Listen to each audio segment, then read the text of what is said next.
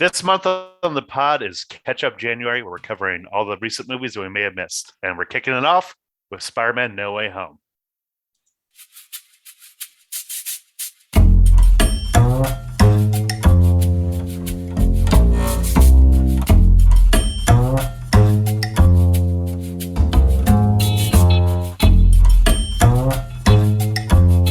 Haven't Seen It with your hosts, Tim Sestito and Tommy Tavernet. Hello, everybody. Welcome on in. Thank you all so much for listening to us today. We appreciate you listening, and we all hope you had a very wonderful and COVID-free New Year's. Tommy, how was your New Year's? It was good, low key. Just played some games on Zoom with my friends. Nothing crazy. Some COVID-free protocols there. Yeah, exactly. So trying to be a little social distant, I guess. I went to a bar around the corner from my apartment, and I gave some poor guy who, funny enough, he looked like Hawkeye, but if he was like 70, some just like terrible gambling advice on the college football playoffs. So I had that going for me. But yeah, other than that, it was good. Low key, didn't do anything too crazy, which is good. Tommy, what movie are we doing today? We're covering Spider-Man No Way Home, the latest in the MCU. And yeah, so neither of us have seen it. I mean, I guess we saw it 2 weeks before we recorded, but we did another scene recently. Yeah, and if anybody wants to complain about it, feel free. We could use the social engagement. So you could follow us on Twitter at Seen It Pod. You can also follow us on Instagram at Haven't Seen It Pod. So yeah, please tell us how annoying we are. Yeah. About how we're not following our own rule set. And I will tell you to really cry some more about it. That being said, be sure to give us 5 stars on Apple Podcasts or Spotify. It really helps. So you can tell us how much of an asshole you are. As long as you give us a 5-star, we'll be okay with it. The words really don't matter. It's all about the 5 stars. But it's all about the stars. Let's be real. It's all about the stars. But anyway, here's Spider-Man No Way Home. Peter. I was wondering maybe you could make it so Mysterio never revealed my identity. Strange. Don't cast that spell. Fine. I won't.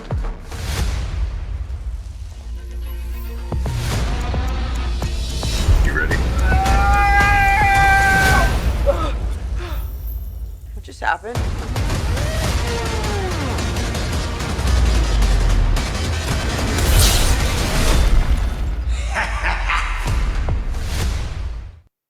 You know what I just realized listening to that, Tommy? There's no because like we did older movies from the 90s. There's no like the #1 movie in America, and then it ends, with like just some quotes like the Home Alone or like the Scrooge one, and then it says like the title of the movie. They don't say the name of it. They just end with a very precarious laugh that we will get into later, because we are going to start this off with a spoiler-free review for part of it, and we'll timestamp it in the show notes if you haven't seen it, but you kind of want to get our general opinion and hear what we think about it before we dive into spoilers, because believe it or not, there are spoilers in this movie. Yeah, big blockbuster franchise. So at this point, movie's been out for 3 weeks, but we still want to be, I guess, polite to the people that haven't had the chance to see it. This is a first for us. We know how sensitive some nerds can get, so we're really just we're doing it for them. So just be thankful to us for. And me as one of them when Timmy spoiled a big part of the movie in one of our group chats. But we'll talk about that in our spoiler part. I didn't spoil it. I just made a very safe assumption, and apparently it was, in fact, a spoiler. The biggest spoiler of the movie. But we'll get to it. But so this is a first for us. This is the first time we're covering a movie that's not 30 years old, that actually came out recently. And first time we had to go to the movie theaters to see our movie, which great experience right there at first. I mean, like at this point to me, I've been going back to the movies since about April, around the time I first got vaccinated. It's been great to be back. It's feel like the void of my life where I can, instead of watching movies on my TV screen, I can now go back to the big screen and watch them and eat all the fucking popcorn in the world that I want. So you do eat a lot of popcorn. I have seen it. Yeah. Yeah, Timmy won't share popcorn with me when we go to the movies. It's great. No, listen, if you ever go to a movie with Tommy, do not share food with him because you're not sharing. You are getting about 1/10 of the food, and Tommy Yeah. is getting the rest of it. But he'll be like, "Well, dude, you owe me, you owe me $4 for the popcorn." I'll be like, "I ate like 2 handfuls, and the popcorn was gone before the first 5 minutes of the movie." So Yeah, it's written in the trailer. It's written in the contract when you buy popcorn from me that you're not going to eat almost any of it. So anyway, going- Tommy, you are out of the two of us the biggest Marvel guy. I think you've seen all of the Marvel movies. Am I corrected with that? at this point, I've seen every single one except for the most recent Eternals movie. Yeah, I can't blame you on that. That looked Yeah. horrible. Yeah, one of those things. I mean, I will see it though when it comes to Disney Plus. I think next week, so that'll be all caught up. What? So, Tommy, what are your thoughts? Spoiler free. Just give me your general opinion on this movie. All right, so I'm trying to be as spoiler free as possible. I fucking love this movie. No way else to put it. It hit all the classic beats of your great Spider-Man story. Tom Holland again was great. The villains in this movie were great too. Trying to be as unspoiler as possible, so very vague as I can be right now.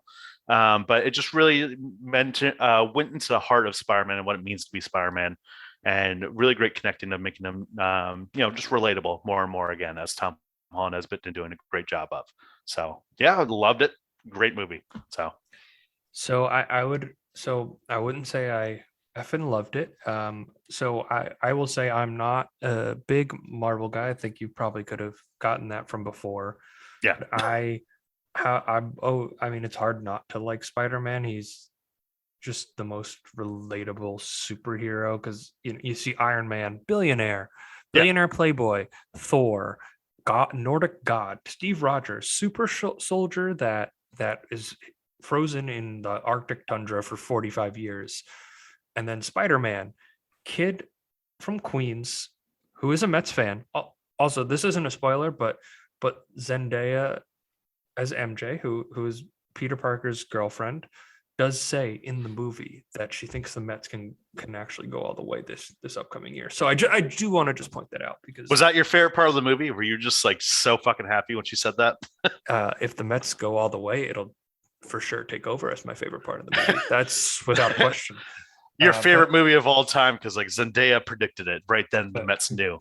Yeah, well, some screenwriter in Hollywood who's a Mets fan predicted it. My favorite of the MCU movies is Spider-Man Homecoming, and it's this small little story. We've had 2 Spider-Man origin stories with great power comes great responsibility, Peter. We all kind of expected that, and they changed Peter's motivation to make Peter kind of have daddy issues for with Tony Stark, basically. I think it really worked there. I thought the movie was genuinely funny, and I think Vulture, outside of Thanos, which is obviously different because Infinity War and Endgame are 2 different entities, but outside of those 2, I think Vulture has been the best set up villain in a standalone Marvel movie that's not like an event movie. Like this movie, No Way Home. Not a spoiler, but it is an event movie. It is on that kind of, it's on the scale of an Endgame and Infinity War, but certainly in different ways. It's a classic Spider-Man story of a kid who is trying to do the right thing and bites off more than he can chew. And it gets in the way of his personal life. And like, I remember reading the comics as a kid, but like just kind of doing some research online. And I'm sure, Tommy, I know you've read the comics probably way more recently than I have. Yeah. That as recently as 2 days ago. Nerd alert. That's like the hallmark of a classic Spider-Man story. And I feel like from what I remember of the Andrew Garfield ones, because I haven't seen those in God knows how long, I think I permanently erased the second one. That was just horrendous. It wasn't that good. Speaking as a Spider-Man fan and a Marvel fan, even the first one, following up like the Tobey Maguire ones, like the Tobey ones are iconic, but I think this one has nailed Peter Parker the best. And Tom Holland's fantastic. I think he's a fantastic Peter Parker. I don't think he's the best Spider-Man, but I think he's the best Peter Parker far and away. And I think like physically, like, because he's a trained ballet dancer, which Andrew Garfield and Tobey Maguire most certainly are not. Yeah. Like when he does like his poses, he's supposed to move like a spider, and he does, and he really reflects that when he's like posing, and his physicality in the role. And I think Tom Holland, he's so charming. Like you want to be friends with him. He's great. I mean, like you said, I kind of agree with you that Homecoming is one of my favorite of the MCU movies in general. I think the upper tier of the MCU movies, if I had to go, I'd probably say like Winter Soldier, Guardians of the Galaxy, this one, and Homecoming. The best of those ones are always the ones that like are not just a superhero movie. There's something else. Like for example, like I said, Winter Soldier, 70s spy thriller, really great right there. Homecoming, the first Spider-Man movie, there's like a John Hughes story where it's just like, okay, we're gonna take this first as like a teen coming of age comedy. Also, what really works in that, because I didn't really say it before, but is Michael Keaton as Vulture in that? Because Michael Keaton as the Vulture in that movie, he was a construction worker who had to clean up the Avengers spill. His crew gets screwed over by the people who are picking up the cleanup of the first Avengers, like all the wreckage that Loki brought to New York City. They screw them over, so they start stealing that technology and building weapons because they lost a job. Yeah. First of all Spider-Man villains are like kind of bank robbers. That's like 90% of them are, especially in the 60s, where like dimensions weren't there. Very early on, they've obviously been reiterated. A lot of these characters made their debut. They were just a bank robber for Peter to try to and this guy has vulture powers, this guy has electric powers, right? And that's very true to that identity. And then the twist of the girl, Liz Allen. It's not Zendaya. It's whatever girl he's chasing. Who he asked. It was Liz Allen. Was it Liz? Okay, so yeah. I remember this. He says on a podcast talking about the MCU. Yeah. So, and then you do get the really great reveal of Peter going to pick up Liz Allen for the homecoming dance and opening the door and seeing Michael Keaton. And he, up to that point, he learned who Vulture was, but he had no idea it was the father. And I thought it was a fantastic, like, I can usually sense when a lot of things are coming. That one, I was like, whoa. Nice little surprise. That was a genuine surprise. But this is not a review of Spider-Man Homecoming. You sure? This is a review of Spider-Man No Way Home. Actually, funny enough, I am a little confused by the home names, because I took notes when I went back to the theater. I did see this in IMAX. Oh, so I was going to ask you. So I didn't do this when I saw it in the theater the second time last night. Did you like have a little notepad with you when you were in the movie theater? Yeah, I did. My notes are just horrible, because I'm like, there are times where I'm just writing over like what I wrote before, because it gets pitch black and I can't see what I'm doing. But I wrote off starting Spider-Man Far From Home, which was the sequel, or the last one. Yeah, the last one. This is No Way Home, but because they're just rhymes on the word home, because they're like, it's going to be called the Homecoming trilogy, and then they put Far From Home and No Way Home, which I don't think are like, they make sense, I guess, in context, but they're not. They could have made better titles. Let's be real. Let's be real. So, following up on this, so how many people were in your movie theater? Were you like trying to shine a little flashlight or something, being that ass on the movie theater? No. I would never. But no, I went to a Monday, because I had off of work on Monday. I went to a Monday 12:30 showing at the IMAX by the Lincoln Center, and there was about, I would say, 40 to 50 people, and I think it's like a 400 seater. So, but I mean, for a Monday at 12:30, that's really good. That's pretty good. Yeah, it wasn't crowded. I could be wrong, but it wasn't crowded. But it was there were That's more people than I had in my 7 p.m. showing in Norwalk, Connecticut. Yeah, I believe that. Yeah, not that many people trying to go in Norwalk, I guess. But yeah, I guess part of it is we're really kind of talking about anything else right now, because it's really hard to talk about this movie without spoilers. But the one thing I do want to kind of touch on about this before we get into spoilers, I want to touch upon it at the box office, because this movie is a really big deal for Hollywood right now as a whole. And I was kind of, overall, I think Marvel is kind of bad for, or at least pre-COVID, I thought Marvel was bad for the box office, because Disney is able to now start to dictate the lengths of movies playing in theaters and at smaller screens. I feel like they're doing that even before the MCU was a thing. Like even No, in, like no, they weren't, because they had the MCU before they even had Star Wars. Like they started to like they bought 20th Century Fox for no franchises. They bought 20th Century Fox to own 40% of all like film production, and they are able to control and they own enough of it to dictate the length of, like, they don't do anything with those properties, but that's not the point of this conversation. While I feel about that, and I feel once we are fully recovered from COVID, whenever that'll be, but in the distant future.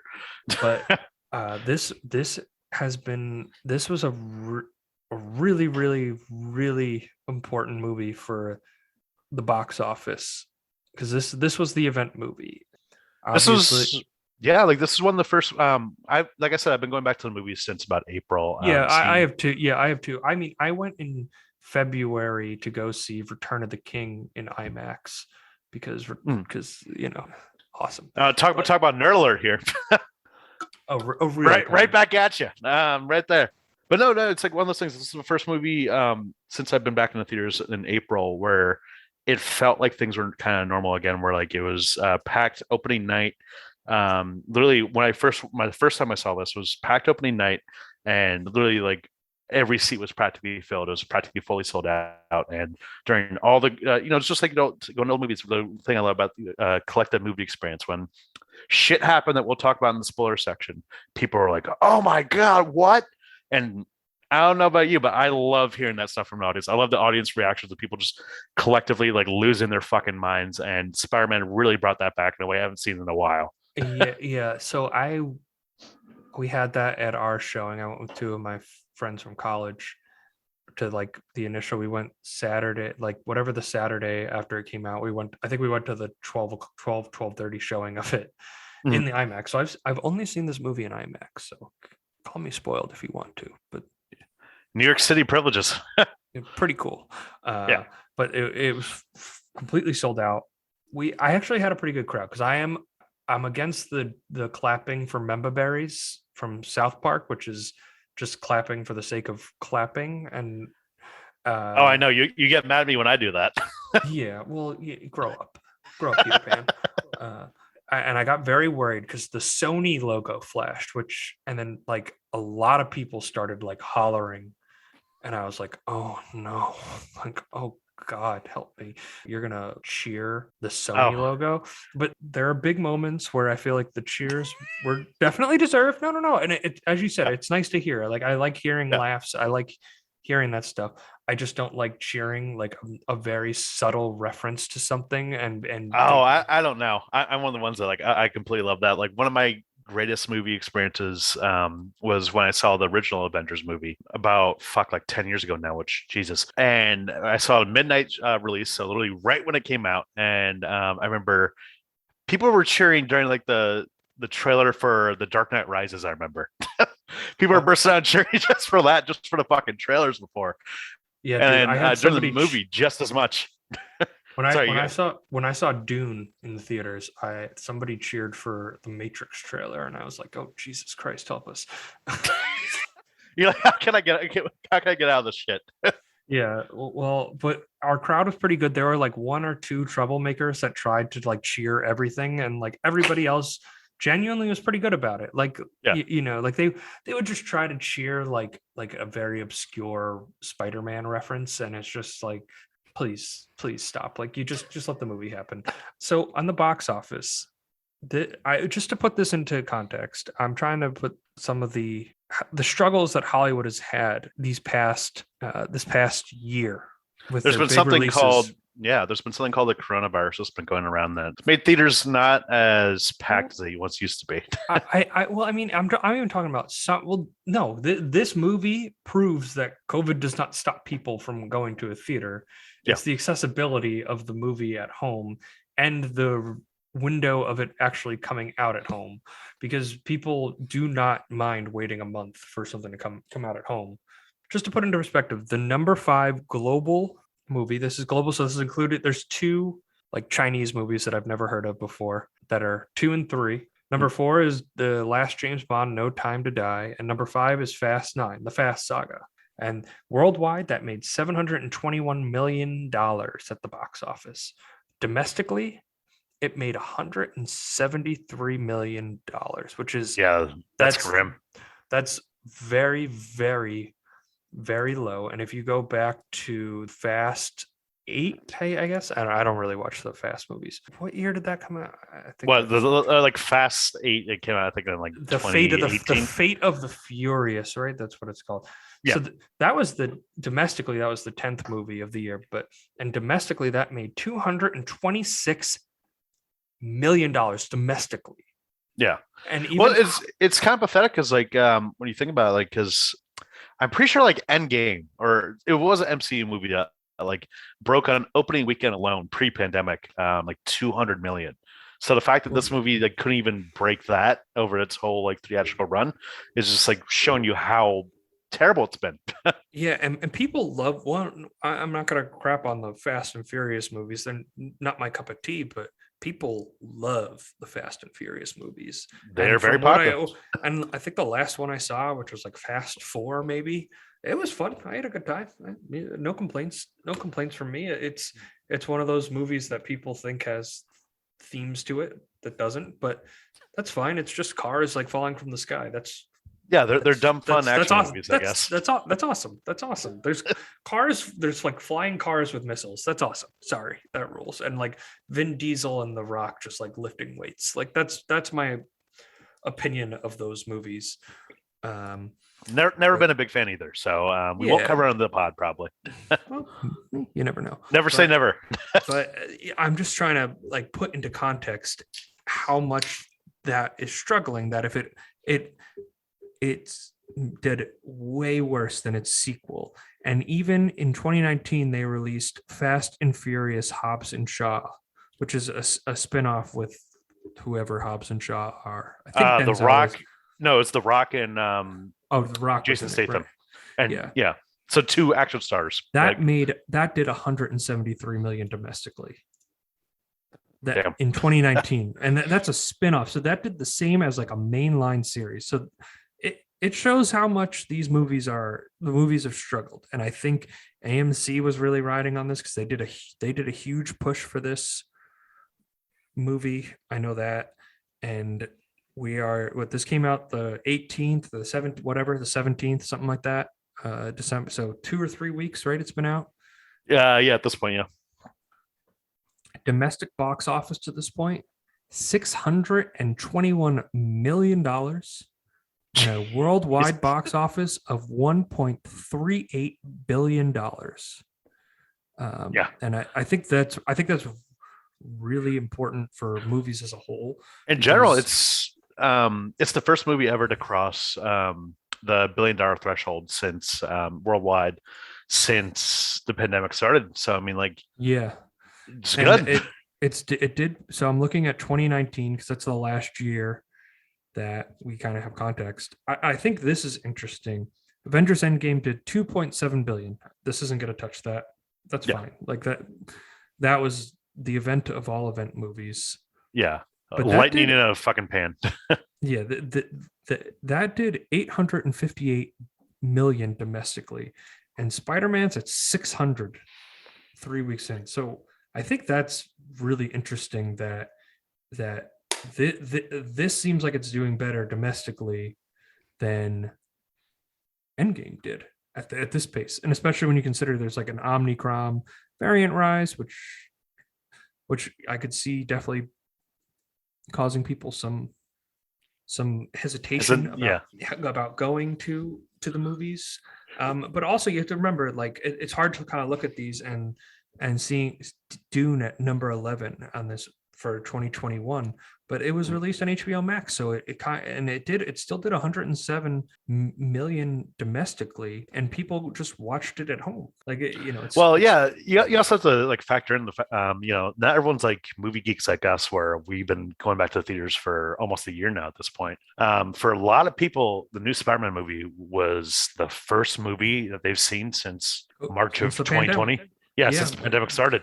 Probably, and I bet for a lot of people, the first movie they've seen in theater since Endgame or whatever the last Spider-Man was, they probably haven't been to the Yeah, theater. They probably haven't been to the theater since then. exactly. But It's a lot of pent up like aggression, and do you think in 2022, and let's just say that Warner Brothers stops doing the releases, because I think they might. I think they might. already said they are. They're going to stop. Yeah, which one I think it's healthy for movies. I think there's just an appeal of being in that theater. And obviously you and I have that, but I think more people would go to see these movies if they didn't have, like, they have a sound bar, they have a 65-inch television, and they go, why would I go spend a lot of money to go to a movie when I could watch the same movie with my HBO Max subscription? And I think with hopefully once this variant comes down and everything's kind of contained and permanently contained, I could see I think when people really start feeling comfortable going back out again, I could see the movies kind of making a run. I think people will start to look to do things that isn't at home. I think there's still a lot of people who, even vaccinated, are very cautious about who they see, what they do, where they go. And I think the movies might be a good refuge for them. So It's going to be a weird mix, I think. I think that with HBO Max, like, I don't think we're ever going to see a big budget comedy movie. Yeah, but comedies, I don't know if they need to be there. Well, comedies don't need big budgets. The best comedies have a $1 million budget. They don't. It's all in the writing and the jokes. It's not. But for some reason, people like to dump them to Netflix and streaming now instead of, because a lot of people don't think like, oh, I need to see Anchorman 2 in theaters, or I need to see the new Seth Rogen movie. But we're gonna see a lot more franchises and genre movies, like horror movies, like the new Scream. People are gonna fucking see in theaters. Are you excited for the new Scream, Tommy? I am so fucking excited. All my Instagram ads are just flooded with the new Scream movie because they realize how much of a fucking super nerd I am about that. How interesting would it be if we covered that on a podcast? Do we have a movie podcast or something? I'm not sure. Not so subtle foreshadowing. But anyway, just to kind of wrap this kind of discussion off at the box office, I agree with you. I think that it's going to be a lot of franchises, and it had been moving that way to begin with. But for someone like me who forced you to come into the city and see a remastered print of Goodfellas at the Film Forum. Oh, you didn't force me. I wanted to see that too. It's more, Tommy, it's more fun if I say I forced you to come. Okay, man? Just I'll go with it. I'll go with it. Can you go along with it? Thanks. Yeah. I enjoy the theatrical experience. I hope for smaller films that I think there will always be a place, and thankfully I live in a city that will always be able to cater it, but I feel bad for parts of the country that might suffer from that and not be able to see, maybe think about how big of a hit Parasite was, and how many people went to go, broke their comfort zone to go see a foreign language film in a theater. Yeah. And we're very lucky in that aspect that, like, we have the Alamo Draft House near us. We have those things, but there's parts of this great country that do not have that access, and at all. I think it'll be interesting to kind of track, but I do think this movie kind of saved the big chain theater, because I think if we were looking 3 weeks in at $620 million to Spider-Man No Way Home worldwide, I think Regal and AMC and whatever chains that still exist are just slamming the panic button and closing shops left, right, and center, and keeping just a couple screens open for just the MCUs or the Star Wars of the world, pretty much anything Disney's putting out. Yeah, the big boys. Yeah. So on that note, if you have enjoyed this spoiler-free discussion of Spider-Man No Way Home, which we said about 2 minutes of in about 20 minutes. Thank you very much for listening. You are excused from class. You may go listen to anything else, do whatever else you need. For everybody else, spoiler alert. It's spoiler times, baby. We're in the spoiler zone. This is spoiler danger zone. Not to bury the lead here, but dude, I can't believe they brought Sandman back from Spider-Man 3. Yeah, very in the lead right there. That's the most important, obviously. No, but there are 3 fucking Spider-Man in this movie. We have Andrew, Toby, and fucking Tom Holland all on the screen together. I fucking just had like a nerd, like fucking euphoria right there, where I was like, "Fuck yes!" So for everybody who is not a nerd, so Tobey Maguire played Peter Parker in the Spider-Mans from the 2000s, the ones you probably remember. Mm-hmm. Andrew Garfield played Peter Parker in The Amazing Spider-Mans, which was Sony's very weak attempt to just hold on to the franchise rights of Spider-Man. Pathetic. And Tom Holland is the Marvel The cinematic MCU universe. one. Yeah. So, Timmy, of the 3, so before we go really deep into it, who is your favorite of the 3 Spider-Man in general? So let me say this.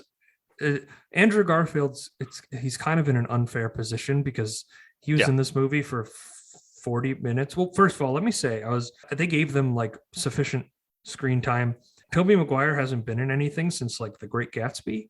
So Yeah, like that was 10 years ago. Yeah, that I was very surprised that he was. How many Brinks trucks did they just back up to his house and just said, Oh, Toby, both of come them. up? Well, it's so funny because like not Andrew. From what I understand, from what I've read online, Andrew Garfield like grew up loving Spider-Man, always wanted to be Spider-Man.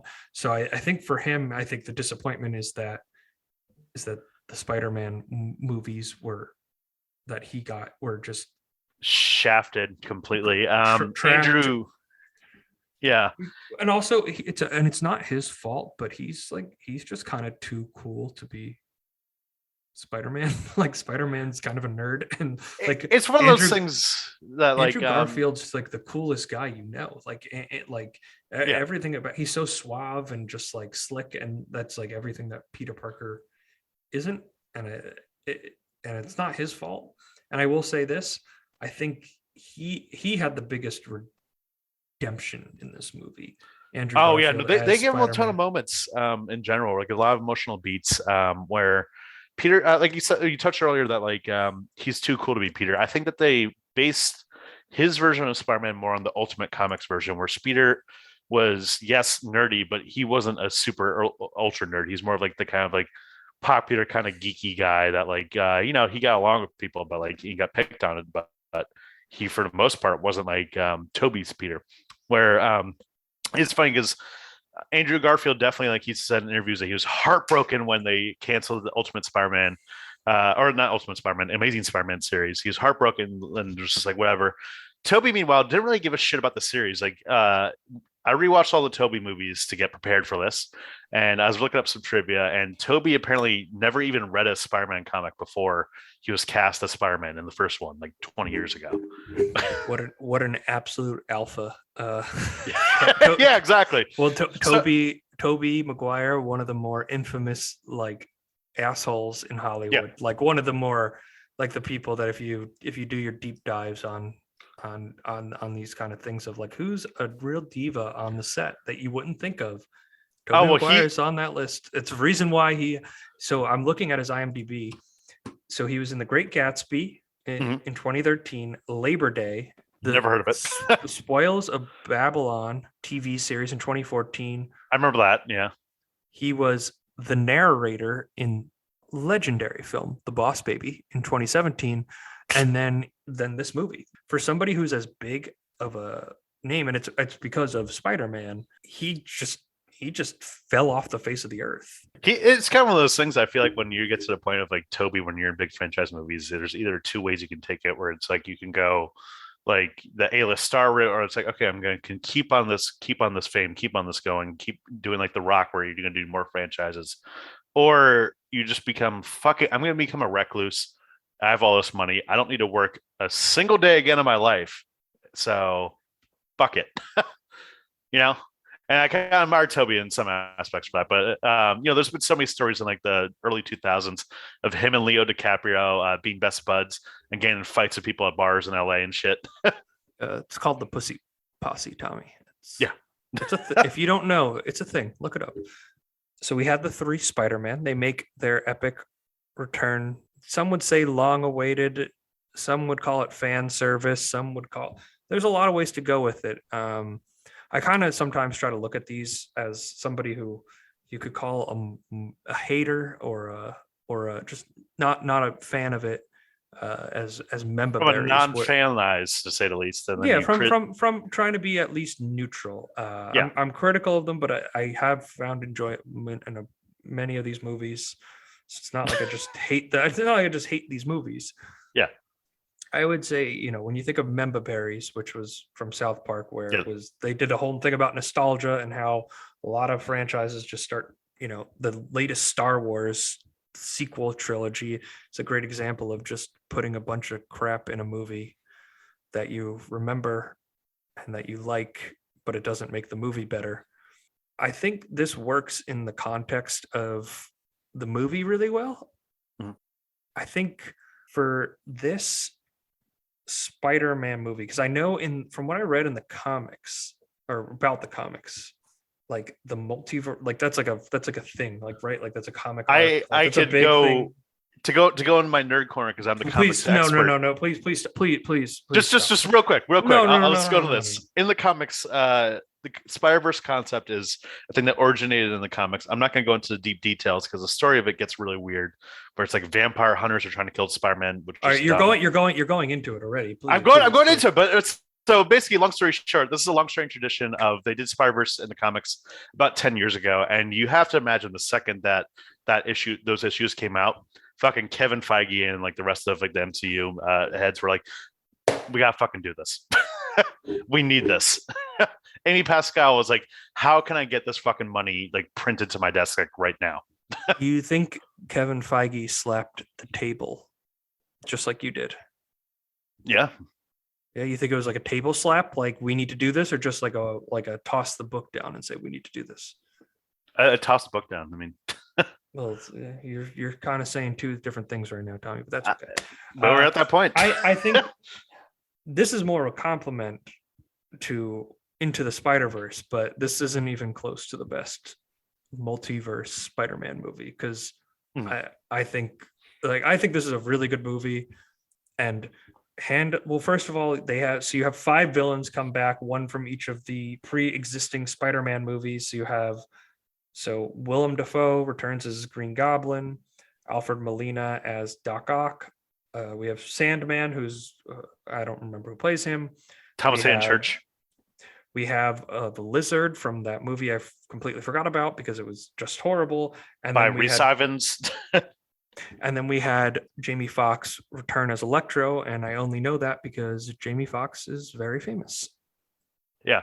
And the funny thing is, for the most part, every character is pretty much like not that much different from when we saw them in the MCU. I mean, not in the MCU, but in their previous movies. But Jamie Foxx was one of those things that, like, Amazing Spider-Man 2 was just such a disaster, such a fucking dumpster fire, especially Jamie Foxx's character within the Amazing Spider-Man 2.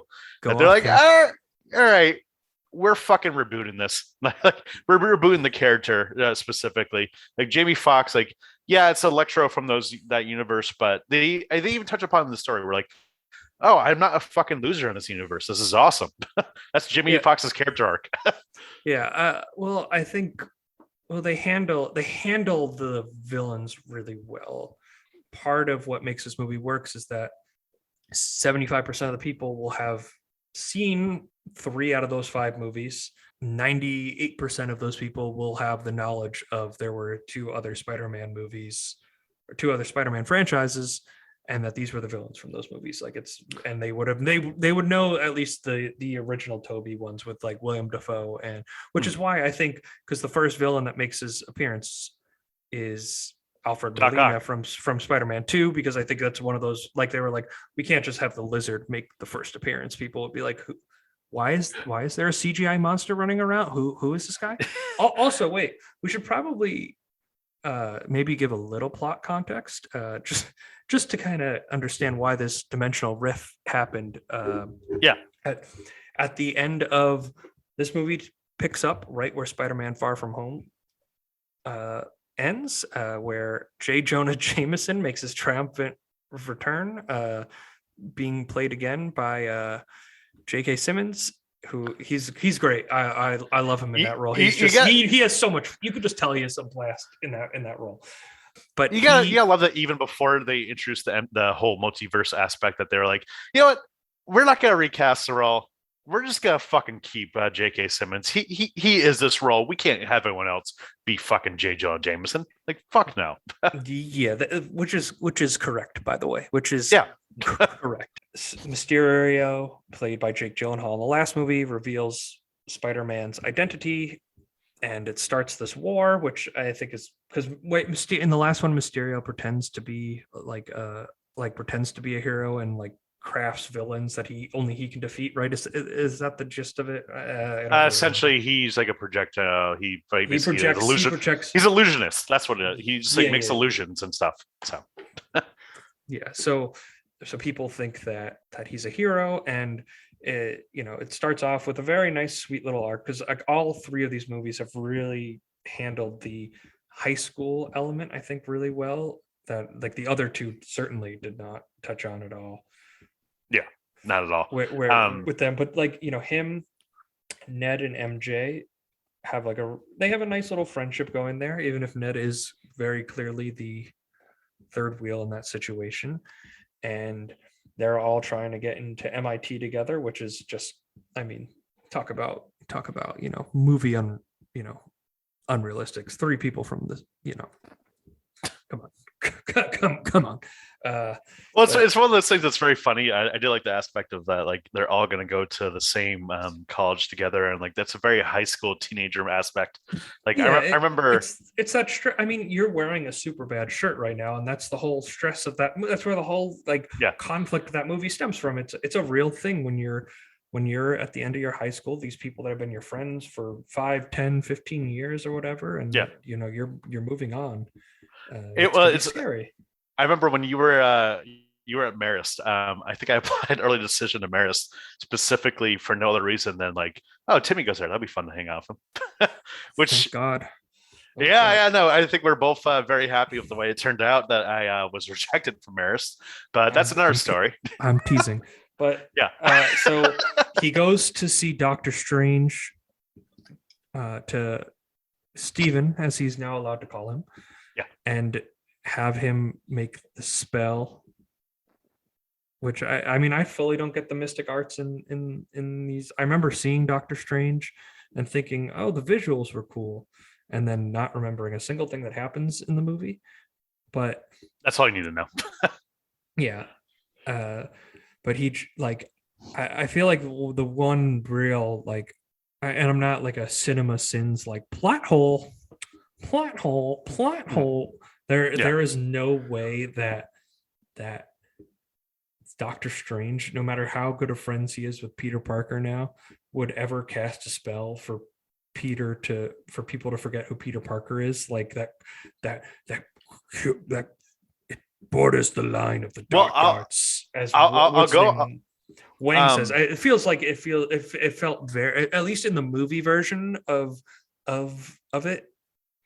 Well, I think that if we're going into like the sequel, because they're doing Doctor Strange 2, and in Doctor Strange 2, the trailer, you could see his love interest, Rachel McAdams, got married to someone else when he was snapped by Thanos. There's so much fucking backstory you need to go into all these movies now, but I think that leave it alone. So just to finish my point, I think that Doctor Strange was kind of like, I get it, yeah, shit sucks, so I'll help you out, Peter. Fuck it, I'm depressed. Yeah, I mean, listen, you can easily get over it because the ensuing adventure after that is very, very fun. Yeah. And I don't, but I just think like the calling to action, like what's the moment that kicks the story off? Like this is the moment that kicks the story off. And like the motivation of Strange just it doesn't feel 100% right. It feels a little bit off in my opinion, but it's something you can easily get over. So Strange tries to do this spell for Peter, Peter keeps yelling at him, being like, "Oh, make sure MJ still remembers me." He's basically wishing he went to he became the most famous man in the world, and he's yelling at Strange like, "Oh, but I want MJ to know, and I want Ned to know, and I want my Aunt May to know, and I want Happy to know." And Strange just keeps getting angrier and angrier and angrier. And this spell, he is able to contain the spell, but it creates some ruptures in the multiverse. And in the multiverse, they are people who knew the name Peter Parker start coming out, and it starts with Alfred Molina on the bridge where Peter is trying to find the MIT admissions woman, and I actually really liked the detail of Peter, like he's swinging to the car and like he changes out of his Spider-Man suit and he's just in like the most wrinkled suit I've ever seen in my life. I'm like, that's a good touch. Like a 17-year-old who lives with his aunt is going to just have like the most wrinkled suit to try to just be like, "Hi, can you take me seriously, please just take me seriously."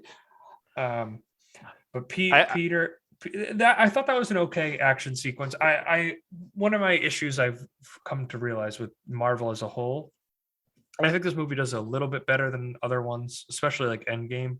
But like I've found like the fighting action sequences in a lot of Marvel movies to be pre-rendered nonsense that just like I don't know what's going on, and I don't know. I don't I know, always mind that. I know, Tom. I know. But I've always, it's just a lot of people getting hit into walls and having cars and other big things thrown at them. And that's, I think they can do, which is why I like Strange, because like later on, Peter and Strange fight over this cube and they go into Strange's, what's the world called, Tommy? The mirror dimension. Mirror. It's good to have you here because you can be like my I glossary of like what's the actual word I'm looking for. But While it's really, Timmy covers the plot, I'll just fill in a little nerd moment right there. So yeah, exactly. But uh but so and Peter, you know, they have that's the longest action sequence early on when he does villain roundup. And basically in villain roundup, it's they just sent like Strange gives Peter this like portal gun that he puts on his arm to send these villains back to. And it's basically like a hall, it's like a trophy room of Spider-Man villains in the basement of the Doctor Strange house in New York City, which I actually found kind of amusing that they're just behind this weird sci-fi, wall that they can't get through no matter their powers. they don't even And need to explain it. They're like, fuck it, just whatever. See, you agree with me here. This is where we don't need that information. It's fine. It's fine. It's fine. They all try to get out and it doesn't work. We got it. It's fine. Yeah. But the last one they find is Norman Osborn, who goes to May's soup kitchen. He is, he's pretty bipolar, I think is a good way to put it. Is he's To say the least, yeah. He's very much based off Dr. Jekyll and Mr. Hyde as a villain, where when he's Norman Osborn, he's a smart scientist, well-respected businessman, and when he becomes, and it's a little bit of Gollum too, where they talk back and forth, like the dark side and the good side. But he goes to May's kitchen as Norman, and I think that was the most background that any of these villains get, and I think it was the most crucial, because I think if you're kind of coming in saying like, yeah, I saw the original Spider-Man, haven't seen it in 10 years, you're just going to remember Green Goblin. You're not going to remember who Norman Osborn is and why that villain ultimately works so well. It's because like this, whatever serum he takes or whatever, puts splits his personality in half. But having us reintroduced to Norman, I think was very, very, very important. And it's only for like 2 minutes, but it also sets the motivation of the movie for Spider-Man, where May says to Peter, she tells him like, you need to make these people better because all these iterations of the Spider-Man villains were pulled from right before they die fighting Spider-Man. With the And exception of Sandman well, and Lizard, please, actually. So. please. I like I said, I'm interjecting. Please. But they really do a good job of not spending a ton of time like giving these people background, and that's part of the benefit of knowing these characters is that they don't need to set them up. And That being said, I did like they did have like one little scene where it was pretty much like them all in the room together once they finally capture all the villains. Where pretty much it was just the exposition dump of a fucking scene where yeah, Sandman was like, "Okay, these two, Doc Ock and Green Goblin, you both died, and Lizard, you are a lizard, and Jimmy Fox, you were once weird and now you're electric." And okay, that's all you need to know. Here's the backstory. Fuck it, let's get back to the movie. yeah, and you do need that. You need to just provide that context Exactly. for the audience. It's like the as a Stan Lee whole. motto that every comic book is someone's first comic book. So you have to have a little bit of the backstory. That's a good quote. I had never heard that quote before. I like that quote. Yeah. But I think the moment and why I really want to touch on it and why I'm trying to build up a lot of boring plot is the May Peter relationship in this movie. Mhm. And it's not like super expanded on. It's based off his relationship with her in the past two movies, but Peter takes them all back to Happy's Long Island City condo, which is a very nice condo, by the way. Very nice condo. Stark hooks him up. Yeah. Well, yeah. Working for Stark Industries will get you paid pretty well. But I mean, Yeah. he could have afforded a penthouse in Manhattan on a Stark salary, let's be honest. If he wanted it. But it's a Spider-Man movie. It has to be in Queens. They go to he takes all these villains. He has this fight with Strange over this cube. Like Strange is like, this is their fate, Peter. We're going to send them back to their time. And if they're meant to die, they're meant to die. And Strange is very pragmatic. yeah, and he has to be that, and that works. Yeah. And like the fight that ensues really works because of the visuals. They basically inception. If you've never seen a Doctor Strange scene before, they inception the cities that he's in, and they like fold them all over. Yeah. And he can have trains appear, he can have anything appear, and Peter uses the power of math to defeat Doctor Strange, which I hated that. I know Spider-Man. Geometry. Yeah, I know that Spider-Man's quippy, but yeah, leave the nerd stuff at home. Take the nerd out of Spider-Man, says Timmy. Next podcast, I'm having a nerd drop, Tommy. I'm having a nerd drop. Okay. It's going to the soundboard. We're having a soundboard now. Yeah, yeah. If you've noticed a quality improvement, it's because we have a soundboard. Believe it or not. Yeah. But podcasting, baby. yeah, he steals the villains from Strange's house and brings them to Happy's apartment, where May is very serious about helping these guys get rid of whatever went wrong with them. Like they did like a background about like what happened, and I think Sandman was like, I fell in a compressor, and Jamie Foxx like, I fell in a vat of eels. And like in the 60s, I guess that made sense. For a contemporary audience, it's like they're utterly ridiculous statements, but they just like kind of you have to lean into how fucking stupid all this shit is. But it was dry. It was a dry humor of just like wink wink, yeah, we get it, this is stupid, it's dumb. Yeah. But they go from that, and what's the thing that Happy was hiding for Tony in his apartment? What's it called? What, the arc reactor? Yeah, he had an arc reactor, which the thing that made Tony Stark, that made him Iron Man. Yeah. You learn something new every day on this podcast, folks. So knowledge come in handy one day. Yeah. So he starts using it to build programs to Peter and Norman as he's not Green Goblin yet, where he starts to build like things. In the first one, he does it for his Doc Ock, and he actually fixes Doc Ock, and he becomes Otto Octavius again. And he's like, Peter, my boy, it's so good to see you. Let me help you, because the arms control His tentacles were controlling him. Yeah. Yeah. And then all of a sudden, Peter's Spidey sense starts to tingle. I gotta And admit, that's- I love this scene where it worked really well. it was like a very worked. like panic like room, like almost shaky cam thing where like all of a sudden Peter's looking around. He's like, "What the fuck is going on? Like, what's happened? Who the hell is doing this?" Yeah, and they let it go for a while too. Like it's Yeah. not like just like a lot of times in the movies, like the spider sense is like you see his arm hair stick up and then he jumps. Like it's about a minute of like the spider sense tingling because Full on fucking uncut gems level of paranoia.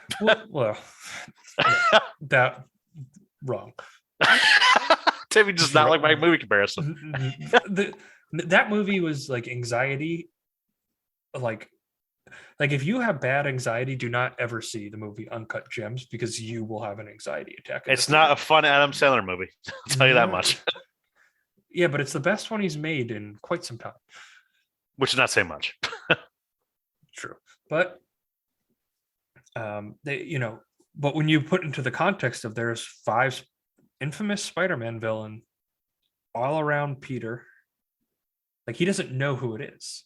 But then they make the very wise decision of having it be Willem Dafoe, who he's just such a good bad guy, man. He can play a baddie like nobody else. Like when he snaps, that voice that just, oh man, the cackle of it. Yeah, he's great. He is so goddamn good in this movie. Yeah. But then a fight breaks out in the apartment, and the police show up because the Daily Bugle with J. Jonah Jameson is trying to set up Spider-Man to get him arrested or whatever. J. Jonah Alex Jones. Yeah. Well, we don't need to go into that, but this isn't a politics podcast, Tommy. It's just a movie. I'm just saying that's where they based them on. Yes, that is who they based him on. So moving on. Actually, you know what we need, Tommy? We're gonna need That's What Makes the Frogs Gay sound drop. That's the next sound drop I'm adding before I put a Nerds sound drop. We're getting all the sound drops in, so it's gonna be like a hacky Morty show by the end of this podcast. Yes, very true. That's what we're going for. But they have the big fight scene, and it's Goblin kind. Like there's this in this part. There's a part where Peter is just wailing on Dafoe, like he's like just punch him in the face, and he just has like the biggest smile that anybody's ever had, like a kid on Christmas getting punched in the face. Yeah, and like it's just that joy that he's able to like you can just tell like Willem Dafoe is an Academy Award caliber Oscar actor, and you could just tell he has way more fun on this set than he does on the set of like the Florida Project, But thought you might have something to add to that, but that's okay. Podcasting, baby. This is podcasting right now.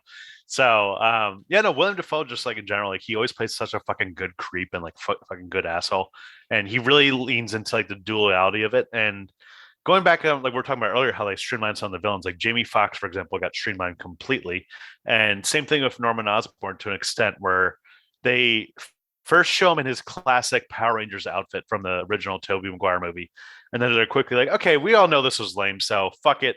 Norman's gonna look different. Whoa. I'm not a big fan of the Power Rangers outfit from the Tobey movie. Oh, I love. Well, and I think visually, like I one of my visually it looks cool, but it's not emotive. And when you have actually, but I'm saying that doesn't visually work in the MCU. But visually, how campy that first Spider-Man movie is, it really works. Like when he like throws the bomb and like he disintegrates like the business guys and like Mars Attacks South. Like it works in that. It doesn't work in that, but anyway, during this fight sequence, they tumble down to the lobby, and Aunt May, who is trying to escape the building, is there, and Gabi calls his glider, and it nips Aunt May, and we get something I didn't actually think we would get, and I would say it's happened 3 times in the Spidey movies in the, general. yeah, in the 8 Spider-Man movies that exist. It's happened in 3 of them, which is a pretty large sign, which is yeah. With great power comes great responsibility, which has been said by Uncle Ben. This time it's Aunt May, and I think it's easily the most earned of them. The first one, it was going to happen. If you knew anything about Spider-Man going into that movie, you knew it was going to happen, but that was also like the second superhero movie to come out, so it's not that big of a, it's not that like It felt you know, natural in the Toby movie. I rewatched it Yeah. recently, and yeah, it's in the just Toby, basically but it's also really well done because first time you you've seen it. yeah, well, not even the first, even if you on a rewatch it works, whereas like I don't even remember what happens in the Amazing Spider-Man. It just felt like they put that in there. As someone that watched it, yeah. In the Amazing Yeah. Spider-Man movie, it was mostly just like, fuck it, just we gotta say this movie, so we gotta do You it. have And to it's in Spider-Man, so you have to say it. Yeah. So I think it's really earned here because you have 2 movies of build up, and even is she in Civil War? She's in Civil War, but she's not in the Avengers movies. Yeah, that's fine, but she's in 4 Marvel movies. Marissa Tomei as Aunt May. Also, I love that they just made her hot. Like in the other 2, it's always like it's always an older Aunt May. And this one, it's like, what if she was pretty hot? like we were just what if Aunt May was a sex icon? Yeah, but they different podcast. One of the memes I saw online was because like they never directly referenced that there was an Uncle Ben, and somebody just put a picture of Marissa Tomei and George Costanza from Seinfeld and just said, in the Marvel canon, in my mind, this is Uncle Ben, and it's just a picture of George Costanza. It's I'm like, it should be. And to be fair, Marvel is totally fan servicey enough that if you know, in like the next Spider-Man movie, like they just pull out a picture of Aunt May and Uncle Ben, and it's just Jason Alexander. Just mugging it up. Yeah, I fucking love it. It just wouldn't surprise me at all. Just being like, hey, this tweet got like 30,000 retweets. I think the fans really want it. Put it in the script. Put it in the script. But that moment is earned because one, Peter gets his true motivation. Like when I mentioned it, we were talking about Homecoming before, that you know, his motivations in that movie were all like kind of daddy issue and relationship issues, and not relationship issues are a big part of the Peter Parker story, but Spider-Man's built off of loss. Like he's built off of the death of a loss and his overreaction to that death, and him doing something that he regrets because of that death. Mm. And I think that leads to the introduction of the new the older Spider-Man, Toby and Andrew. They come in through the portals that Ned. It's one of those things that even on a rewatch, like even though I kind of knew going in that this was going to happen, but like opening night when I saw that fucking movie and you see Ned open up the portals and you immediately start knowing like, oh my God, this is where it's going to happen. This is where Andrew is going to come out. This is where Toby's going to come out. Oh my God. And I just love, like, I'm sure you saw this on your second screen too, because I did it too, where like the second they come out, everyone's minds are like, what the fuck? Like, are you kidding me? This is amazing. This is awesome. It was like just like what you needed and what everyone wanted to see in the fucking movie right there. Yeah, I mean, it works. Well, I think they got the order of it right. They started with Andrew, like Toby is Spider-Man to a generation of people, and no matter what you say to them, they'll be like, he's the best Spider-Man. Yeah, and having Andrew come in first, it kind of preps you for Toby coming in, and it lets him have his spotlight before Toby would naturally just overshine it. But Andrew really does the best in this. He has his redeeming moment. during the battle sequence, because once the Spider-Mans come in, it kind of just goes right to the end. Like they go find Peter, and they tell Peter about like their experiences with death, like in the movies with like, Toby talks about losing his Uncle Ben. And then I like that the Andrew Garfield Spider-Man, even though in his movies they literally lose Uncle Ben, he just mentions Gwen Stacy. He doesn't mention losing his Uncle Ben. Like he didn't turn to Toby and be like, "You lost your Uncle Ben too?"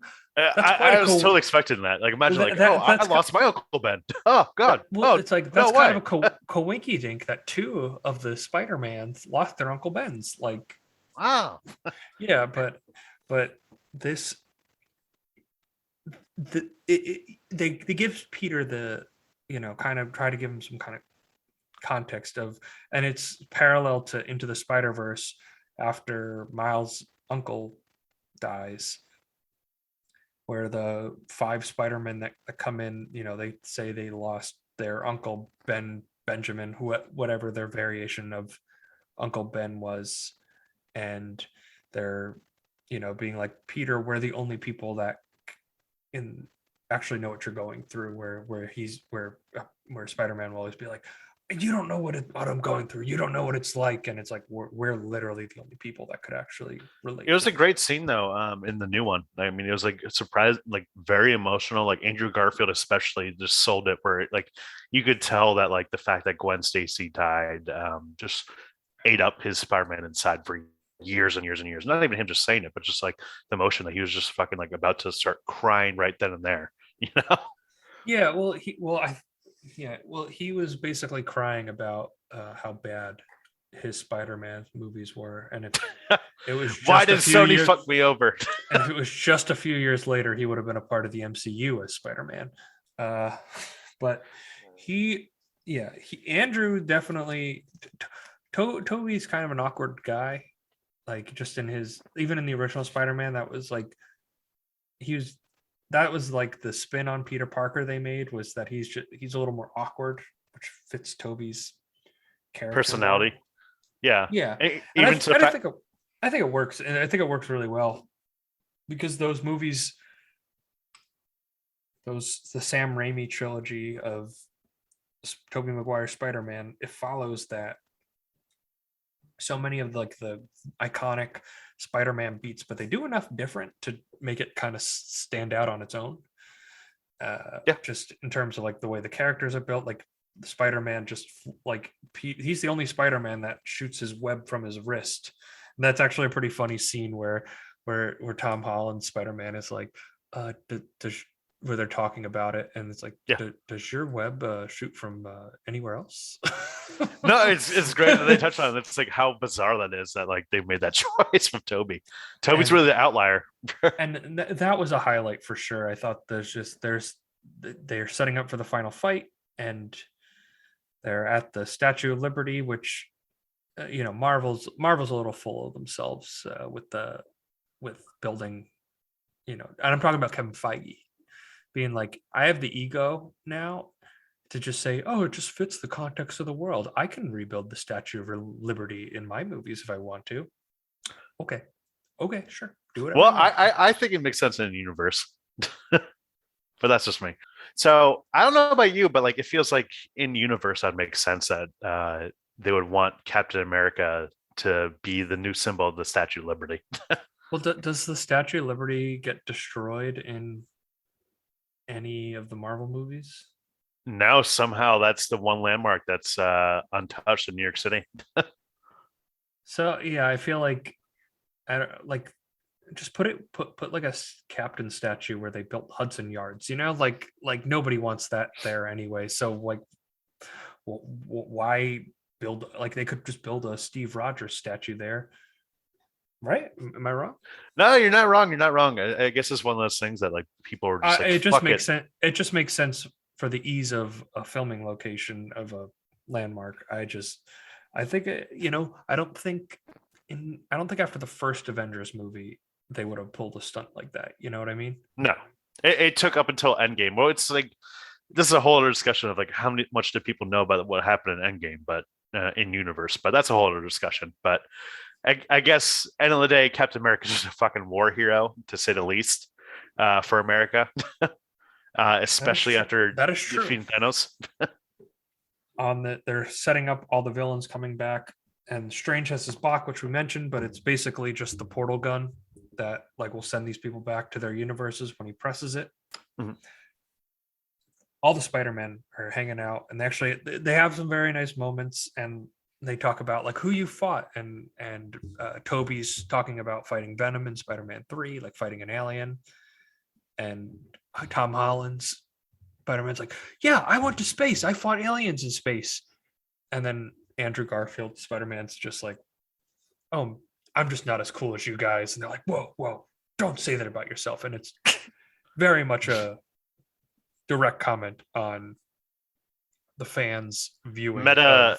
It's very meta. It's very, very, very meta. I do like in general that they're like, especially if Toby and Andrew in that scene where they're pretty much just like, yeah, here are like the shitty villains that we didn't want to include in this movie that we're going to talk about real quick. Just like, fuck it. We had the Rhino. We don't need to talk about him. Oh, we yeah. had, Venom, not the Tom Hardy one. Let's not talk about him. I kind of wish Topher Grace. I kind of wish they brought Topher Grace back. That would have been hilarious.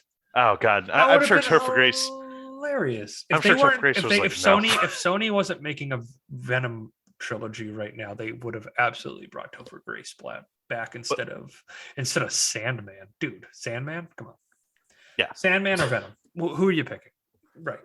Yeah, exactly. Everyone picks Venom. That being said, fuck Topher Grace as Venom. Worst part of that movie. That makes it the best part of the movie because the movie sucks. The Sandman scenes are good, but I mean, the second I rewatched, like I said, I rewatched all the Toby movies recently to get prepared for this movie, and Spider-Man 3 is, I think, good until they shoehorn in Venom in the last fucking 20 minutes of that movie. And it's like, why? We don't need this. There are so many movies that are good until they're not good, Tommy. And then you know what that makes them? Not good. Makes them a bad movie. Well, Spider-Man 3 gets one of those raps that, like, I don't think it's a fucking dumpster fire. People act like it's like one of the worst fucking movies of all time. It's definitely not that. It's Sam Raimi's a good enough director to not make a movie that bad. Exactly. The Amazing Spider-Man 2 is actually in that conversation. The first Amazing Spider-Man, I think you could maybe throw in that conversation. I'd agree with that, especially with the Amazing Spider-Man 2. But it's like, yeah, Spider-Man 3, it's, if I had to rate it like out of 5, I'd give like a 2.5 maybe. When you compare it against the first two, Raimi trilogy Spider-Mans that are so focused and like just so Spider-Man that very streamlined. That it just falls off a cliff. But it's better than the two Amazing Spider-Man, so it has that going for it. Yeah. So basically, we're just telling you that Andrew Garfield's movies just fucking sucked. Yeah, I feel bad for the guy, but he does get his redemption. He gave a whole spiel about Gwen Stacy dying, Emma Stone, who he dated. So here's a fun fact, little fun fact. All of the Spider-Men have dated their love interest in real life. So did Toby date Kirsten Dunst? Yeah, he dated her while they were filming the original Spider-Man, but they broke up before the premiere of the movie. That had to be one of those like James Franco, like 30 Rock things where it's just like a publicity stunt, where it's just clearly like, okay, what? you guys have to date because this is just the fucking movie. That's definitely not it. But I think when you're just in that kind of an intimate situation, it could, and if you're two single people in your early 20s, it can very easily happen. And then Andrew Garfield and Emma Stone very famously dated, and then now Tom Holland is dating Zendaya, or they're hooking up. Or I don't know. I don't really. They're dating. They're a full on relationship as far as I know. Good for them. Yeah, I know. Tom Holland's the biggest star on the planet right now, and it's not easy being that. But we'll touch on the future of Spider-Man and the future of the Marvel movies after we just kind of finish covering things. Wrapping this up. Yeah, we're trying to wrap up there. So Tommy, please stop interjecting your nerdgasms. I'll try my best. Please and thank you. But they fight, and they built these serums to heal all the heroes or all the villains of their issues that turn them into the superheroes that are supervillains that they are. Mhm.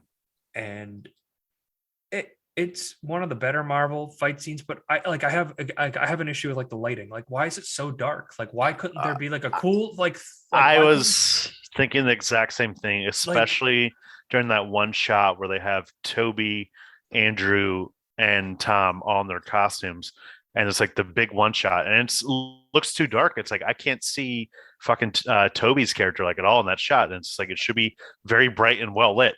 We yeah, want to see these guys. like why couldn't they have just done it at like sunset? Like they didn't. And what's weird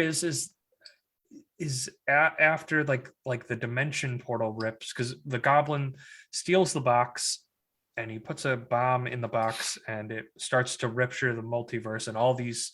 So Strange comes back and now he was trapped in the multiverse for a little bit and then Ned opened it back up and he sees that Peter is actually succeeding in his plan because he had healed 4 of the 5 villains except for Gabi at this point. But they why was it so dark? Like why couldn't it have just been at sunset the whole time? Like you and like when I think of comic books as a medium, it's such a vibrant and like it's a big issue I have with like the MCU as a whole. All of those like comic books are so lively, like the costumes are like Wolverine literally in the comics wears like a bright yellow tunic. like that's so utterly ridiculous, but that's what I think of comics is like how lively and vibrant the colors are because it's such a visual medium. And they're like all the Marvel because they try to make them look alike so it's one big giant universe, which I get, but it takes away from like the visual nature. And I think a lot of like the icon I don't know. I think the MCU has been better about that than like previous years, like previous film adaptations, like the fucking X-Men movies from the early 2000s. Instead of having, like you said, like the yellow jumpsuit. Yeah. No. I'm not talking about that, but I'm talking about like just think about like the Joss Whedon Avengers because I think he was one of the last directors to actually have full reign of his movie, and you just like I'm thinking like think about how like the shot of the 5 or 6 of them standing outside Grand Central in the circle shot, which was like the first like real like full page like comic panel, whatever they're called. The big comic spread, the comic spread shot. That's a shot that like they're going to show in film school like 100 years from now. Yeah, and it works because it's like all the characters look different. They all have their very unique costumes. And it's so well lit, it's so bright, it's so like it's just so engaging.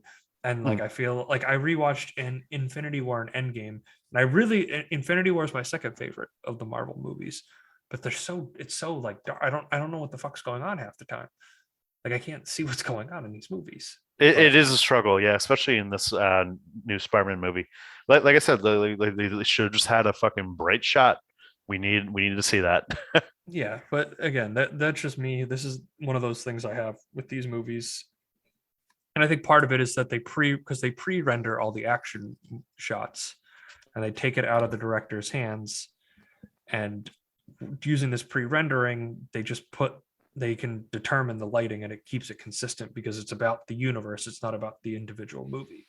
It's more like a TV show at this point of the MCU. Yeah.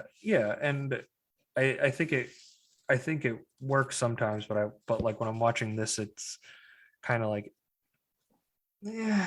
it's like some of these visuals could just like the multiverse was ripping around them, and Strange is doing all these cool like he's sending out these big bulbs, and I'm like, this should be like Academy Award winning effects here with the budget that Marvel has, and it's like it's cooler than some of their stuff, but I feel like they could have done It's more. kind of muddled, yeah. It's kind of muddled, and it's just an issue I've had with them is that visually they've gotten in their own way of by trying to make it all uniform, and like you said, like as a TV show, it gets in the way. Like you shouldn't be lighting a blockbuster movie like it's a television program. You should be lighting it like it's a blockbuster movie because people are paying money to see this on a big screen. They want to see what's happening. They don't want to see like like the shadow, like they don't need, like they don't want to have somebody have a phone out on the screen so that you can at least, so they can get some lighting in there. Just put any kind, Get just some put the moon. brightness. Just put the put it's the biggest moon that's ever existed in the history of humanity. Really doesn't matter. Just give me the light. Yeah. Like So this was probably like your least favorite part of the movie then, just that one shot. No. I like the shot. I think it's a cool shot. It's more of a comment on the Marvel universe as a Cinematography. whole. Yeah, the cinematography is just bad. And like going back to Endgame, like I rewatched it and I enjoyed it the second time more than I enjoyed it the first time. Well, I broke it into pieces because I didn't watch it in one shot. Yeah, who can But- watch a 3-hour movie these days? Yeah, but I like the fight scene. Like I don't know what the hell is happening. It's so dark. I never had that problem with Endgame. I don't know. Endgame felt like very kind of brightish to me, and like all the different like colors and stuff. No, it did before. It's really lively and bright, and they go to different settings, and they don't really change. But like they go to the 70s, like you could have put a sepia over like the 70s filter, and they just choose not to do that. Like, but that's not even my criticism. It's like they have the big field because they blow up the Avengers HQ or whatever, and it went from being like sunny and bright out to now like the sun doesn't exist anymore. So it's now just dark, and it's just so like give me lighting. Like I don't want like shadows covering these people's faces. Like I want to see their faces. I want to see The only time I want shadows is when it's like Batman or Daredevil, when it makes sense with the character. yeah, not during like the most epic like comic book battle in the history No, of exactly. cinema. So, But going it's back just- to the curing part, we didn't I really had touch to- upon this. Listen, we're gonna have a long podcast on this movie. I had to trash on Marvel somewhat 'cause Specifically, Timmy had to get his fucking rant out. I had to get it. I had to get it in. I'm sorry, it was Tim- biting me up. It's in my notes. I'm reading Yeah. my notes. It's in my notes. But- So, but yeah, going back to the curing part was really funny. We didn't really touch upon this that much, but the Lizard and the Sandman are both in this movie, respectively from Amazing Spider-Man and Spider-Man 3. And Thomas Hayden Church and Rhys Ifans, the two actors, are very clearly weren't really available to shoot for this movie whatsoever. So No, the whole time, they were available to shoot for it. They didn't want. Marvel had a conference and said people like Doc Ock, people like Yeah. like Green Goblin, and people don't like Electro, but they do like Jamie Foxx, so we can make it work. Yeah.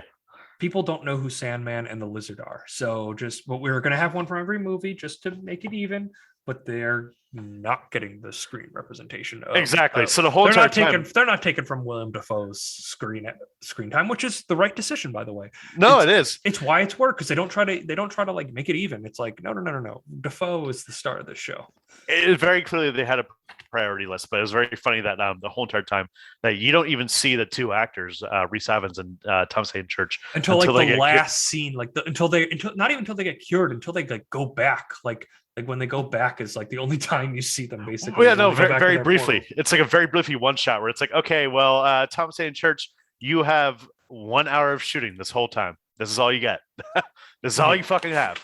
Well, they might have been on set like with like the green screen costumes on. That wouldn't have surprised me. Yeah, but otherwise it's just CGI. But for let's get this both over of them. with. But Yeah. but because the box got destroyed, it started a rupture in the hole, and Peter has to make the ultimate sacrifice of, and this is very Peter Parker, and this is why this movie works because it's a really good Spider-Man story.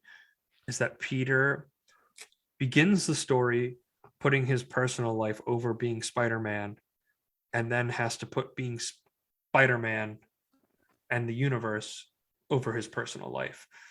And the only way Strange can make sure that all these multiverses don't merge together is if they just send out the original spell of everybody in the world will forget who Peter Parker is. So that means that his girlfriend MJ and his best friend Ned and Doctor Strange and Happy, nobody's going to know who Peter Parker is. It's like he doesn't even exist.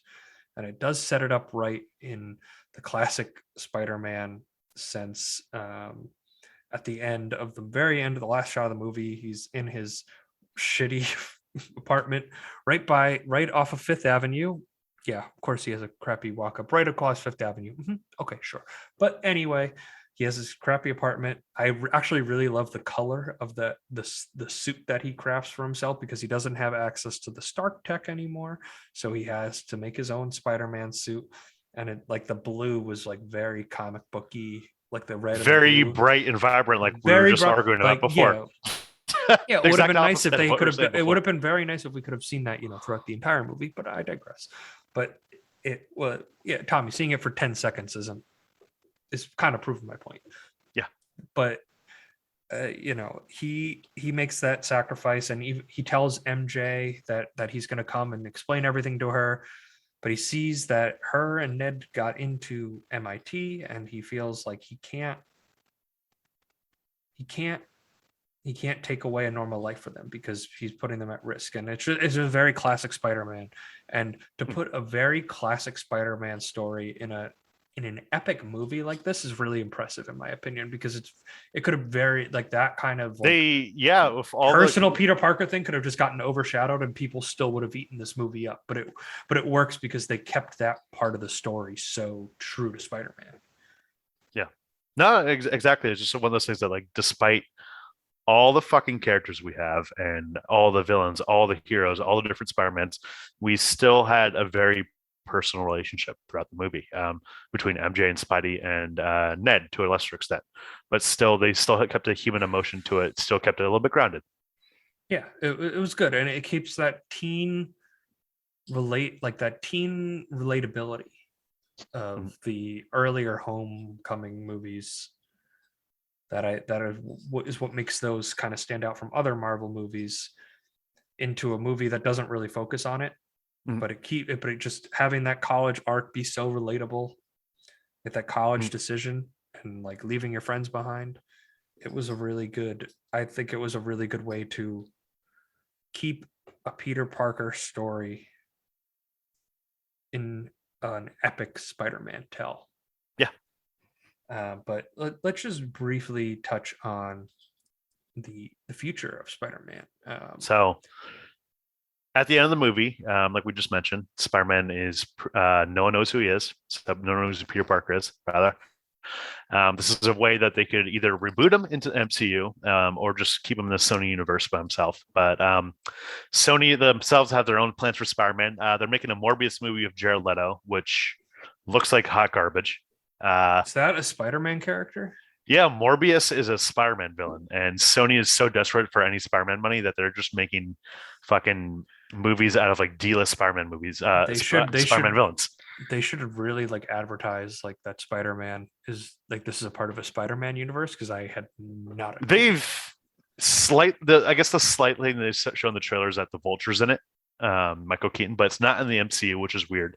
And then they're making a Kraven the Hunter movie with Aaron Taylor Johnson from Kick-Ass, and it's just like, why does Kraven deserve his own movie? He's a fucking, like, So Sony is going to learn the hard way, because they're going to try to spin off their Spideyverse. But if the Amazing Spider-Man has shown us anything, it's that Sony does not deserve the rights to any franchise. If Ghostbusters 2016 and Ghostbusters Afterlife tells us anything, it's that Sony just does not deserve to try to make franchise movies. And if they had tried to reboot this without the Kevin Feige and MCU, these would have been a disaster. Well, even if, like, the Andrew Garfield movies, before they canceled Amazing Spider-Man 3 and onwards, they were going to do stuff like they were going to make a spy movie with Aunt May in the 60s, and it's like, what? Like, does anyone asking for that? Like, that'd be awful. Oh, you mean like the Ghostbusters cinematic universe? You should, yeah. I'll agree that, like, the 2016 one's like, but I like the new one. I like 2019. June 2021 or 21. Yeah, fucking pandemic brain right now. It's more like White Claw brain. That too, yeah. but so yeah, I think the interesting thing is, I read a GQ article that features Tom Holland, and whoever his PR person definitely put in there that he is tired of being Spider-Man, because it's got to be tiring, because there's a quote in there where he said, like, it's tiring when you're just trying to walk to, like, a store to get to get like groceries and then have people hounding you and asking for pictures and autographs and all this stuff. He said he remembered a time where he went off on like a random group of people, and then like 10 seconds later he apologized because he remembered that like a lot of people look up to Spider-Man, and these are people that are getting bullied in school and are going through tough times, and that I have to remember that being Spider-Man is bigger than what I want. Like it is a responsibility, because that's how like Spider-Man is the second biggest hero in my mind behind Batman 100%. in terms Yeah. of like, and like I would say in terms of relatability, he's easily the most relatable hero. Yeah. And No, agreed. Well, Holland's been saying so much shit like this lately, where he's like, "Oh, if I'm in my 30s and I'm still playing Spider-Man, I did something wrong." And it's just like, to an extent, yes. I guess what he's saying, that he wants to like diversify himself, so he's just not known as Mr. Spider-Man. So he's going to be Nathan Drake in the new Uncharted movie, which no one's excited about. oh yeah, he said in that article, he was like, that movie beat the crap out of me, like because like so much of it was CGI, like the Spider-Mans are CGI, and this movie, like the Nathan Drake one, it was like a lot of physical action, and he said it like really like affected his body. But he released Sherry, which I think was the Apple Plus movie that came out. It was a college dropout army medic movie where he's trying to, he's trying to show his, I haven't seen it, but he's trying to show his dramatic side. He's like, he's gonna hey, be I can do Fred stuff other than Spider-Man. He's going to be Fred Astaire in a Fred Astaire biopic, which that's actually pretty good casting. I'm not going to lie, but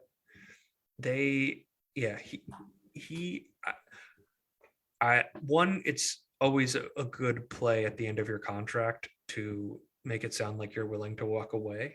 Do you want to know why, Tommy? Money.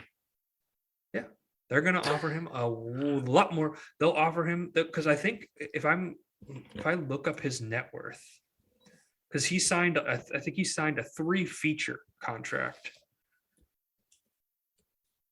for Spider-Man. He find like a 3 feature, and then the Avengers appearances too. So yeah, in total, I mean, at this point, he's doubled Toby's appearances. Toby only did 3 movies, and he's done 6 at this point. Yeah, but he wasn't the star of that. But his net worth is only $18 million, and you would think that the actor of Spider-Man, who's one of the biggest heroes, would have made a lot. He probably owns. Well, you also have to take those net worth sites with a grain of salt. I mean, they're not always the most accurate thing, but no, I mean, of course, well, it's not. Well, net worth is just based off of earnings. It's not based off of cash flow. Off of earnings. Like I would think that Tobey Maguire off of his 3 Spider-Man and Andrew Garfield off of his 2 Spider-Mans probably earned more than Tom Holland has over his 6 appearances as Spider-Man. Yeah, exactly. Well, exactly. It's one of those things that like Toby, because they pulled an unknown kid and they made him Spider-Man, and it was a great casting decision, but he had no leverage to negotiate. And I think now he does. And I think if he doesn't want to keep playing Spider-Man, good for him. They'll just make a live action Miles Morales movie. If he does want to keep doing it, they will. I think Amy Pascal, the producer for Sony, said that she'll gladly make 1 million Spider-Man movies with Tom Holland. So I think he'll be back for 1 or 2 more. But I don't think he wants to do the MCU anymore. I think that's exhausting. I think that he's going to be in like 1 more Avengers movie at best. No, I think I think if Marvel had the full control of Spider-Man, yes, I would agree. I think Tom Holland has enough leverage, and I think Sony can just say like, well, we're just trying to protect our guy here. He really doesn't want to do these Marvel movies anymore. But if Spider-Man was controlled fully by Marvel, I think he would have. I think he would have to do 1 more, but because I think Marvel wanted to hinge this whole. They wanted to make Spider-Man the new Iron Man, Iron Man. But I don't think Tom Holland's going to want that to happen. From what it seems like. So, anyway, Spider-Man's just he works best when he's independent and he's not the biggest hero on the face of the planet. exactly. He's very good in that little aspect as the friendly neighborhood Spider-Man. Yes, Just exactly. to put it simply. So to wrap it up, review So, time out of well, five no, no, no. stars. Well, no, no, no, no. We're not going You to go first. reviews You go yet. We're first. not going to reviews yet, Tommy. Jesus Christ! It's time for Who Stole the Show. I am a star. I'm a star, I'm a star, I'm a star. I am a big, bright, shining star. So, Tommy, in my opinion, this is Tom Holland's movie, and he does an excellent job. But Willem Dafoe coming back as the Green Goblin absolutely stole the show. All right. I think that's a very worthy candidate. I would have to go with Andrew Garfield. Because expectations were fucking in the basement with Andrew Garfield, even as a Spider-Man in general. And he, like we said earlier in the pod, redeemed the fuck out of himself. He made himself emotional to the fact that people are now saying on like Twitter. I mean, granted, no, you don't know how many people, but people want Amazing Spider-Man 3 apparently now. That's something that people are saying. And if I'm not saying that will happen. If you make movies for Sony, don't listen to anybody on Twitter ever. Yeah. Like, don't let people on Twitter dictate what you make. Yeah, but no, I don't agree. I don't disagree. But it's I think that Willem Dafoe is great, but we already knew that Willem Dafoe is great. Andrew Garfield showed us, hey, I was actually could be a good Spider-Man if I had the right script. So, okay. All right, that's fair. I'd also just shout out. He wasn't in the movie enough, but shout out J. Jonah Jameson and J.K. Simmons because he just fucking rocks in that role, man. He just does. Yeah, he owns it. He owns it. He owns the hell To out the point, of it. he even plays J. Jonah in all the Spider-Man cartoons now. That's awesome. Yeah. And then before we do a review, are you ready, comedy partner? Waka waka. does this movie work as a Muppet adaptation? Oh, yes. If No, you did you're this wrong. all You're as wrong. No, you're wrong. if you did this all as Muppets, I would totally see the Muppet Spider-Man movie where you'd have to keep one person as a non-Muppet. Who would it be? One person. Ooh, you probably have to go Spider-Man, right? Like you probably need Spider-Man to be. You always make that like the lead in the Muppet adaptations, Either Spider-Man himself or William Green Dafoe. Goblin, or Green Goblin. It's just Dafoe going crazy off of Kermit the Spider-Man. Although I would like to see like Fozzie Bear playing or one of the old guys playing playing the Green Goblin. That'd be pretty that'd be great. It'd be pretty bad. It wouldn't work on this epic scale. But that's something we're gonna do with the movies we examine now. We're gonna see if it would work as a Muppet adaptation, and we'll see how it goes. But review time, Tommy. What would you give this out of 5 stars? Out of 5 stars, I would probably have to give this honestly 4.5 out of 5. Like I said, I love this movie. There wasn't that much that took me out of it. There wasn't that much that like made me like really nitpicky or really pissed off about it. We did have a little criticism about the brightness, but it really didn't take out the movie. It kept on an epic scale all the Peter Parker, all the Spider-Man fan service things that we wanted, but in a way that didn't, for the most part, feel forced. I know you didn't really like the Daredevil thing, but I loved seeing Daredevil in the movie. We didn't mention that Daredevil's in this, but great for me. Yeah, another spoiler alert.